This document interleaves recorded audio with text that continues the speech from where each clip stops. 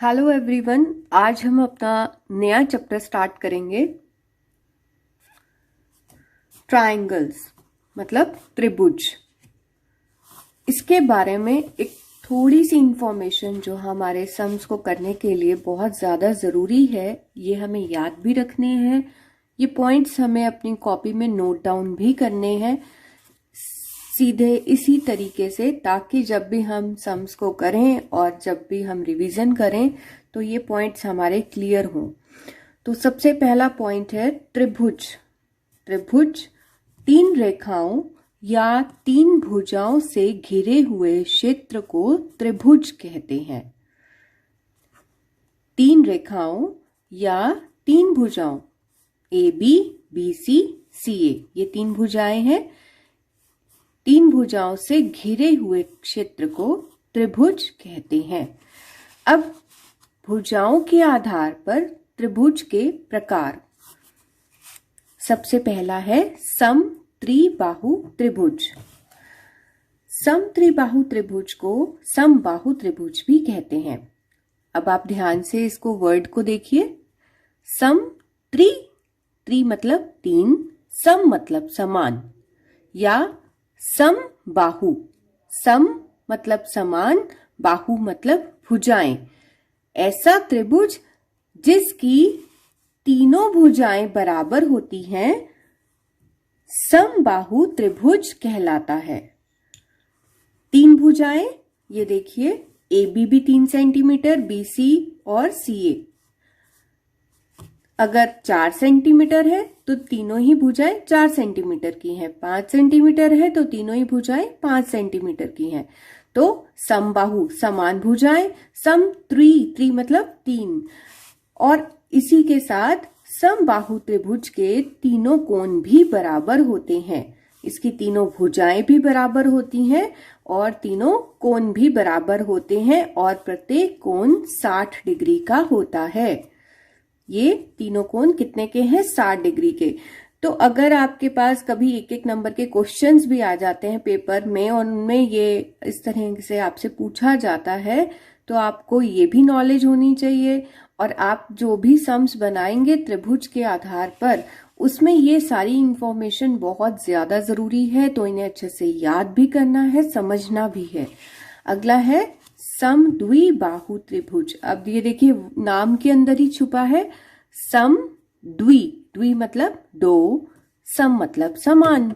समद्विबाहु त्रिभुज ऐसा त्रिभुज जिसकी दो भुजाएं बराबर होती हैं। और ये देखिए, दो भुजाएं, पहले तो ये देखिए समद्विबाहु, इसमें दो भुजाएं समान है और एक भुजा उससे अलग है। और इस त्रिभुज के दो ही कोण बराबर होते हैं। जब इसकी दो भुजाएं बराबर हैं तो इसके कोण भी दो ही बराबर हैं। कितना आसान है ना याद करना और समझना। विषम बाहु त्रिभुज। विषम, विषम मतलब जिसकी कोई भी समान नहीं है। विषम बाहु, जिसकी कोई भी भुजा समान नहीं है। विषम बाहु त्रिभुज की कोई भी भुजा बराबर नहीं होती। ये देखिए, विषम बाहु त्रिभुज। अब ये मैंने एक आइडिया के लिए यहाँ पर ड्रॉ किया है। आप कोई भी इसके अलावा कितने ही सेंटीमीटर की हो, पर ये ध्यान रखना है, चाहे वो दशमलव में हो चाहे वो बिना दशमलव के हो सेंटीमीटर में, पर इसका मतलब ये है कि तीनों भुजाओं का नाप जो है वो अलग अलग है।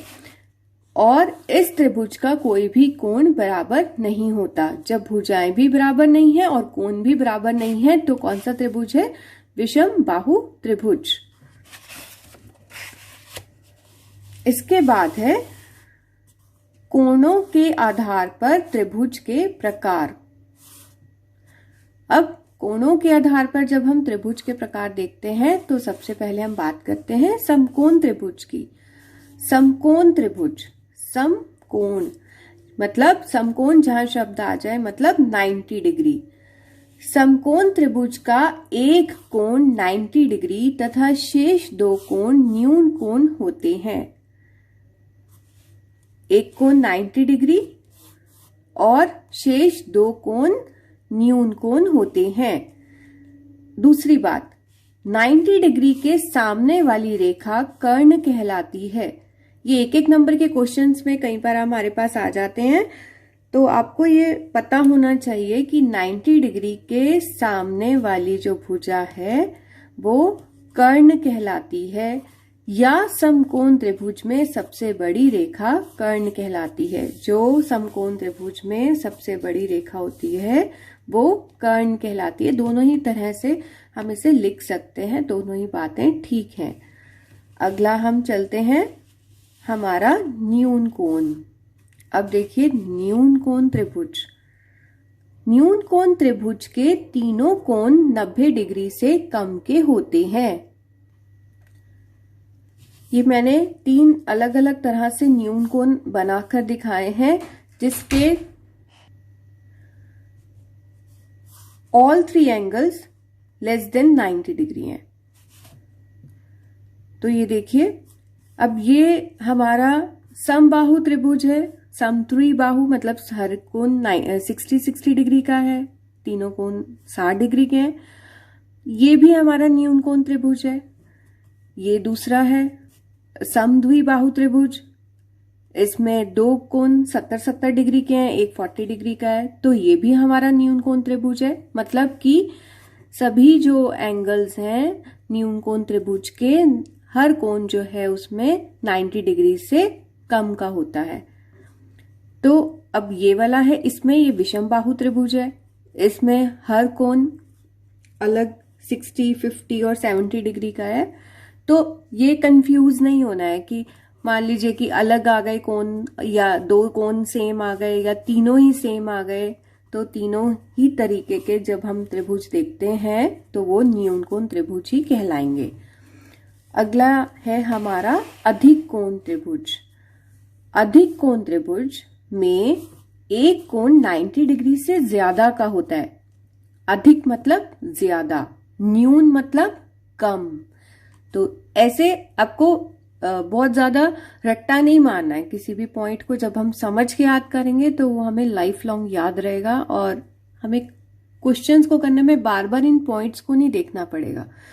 तो ध्यान से समझ के करना है।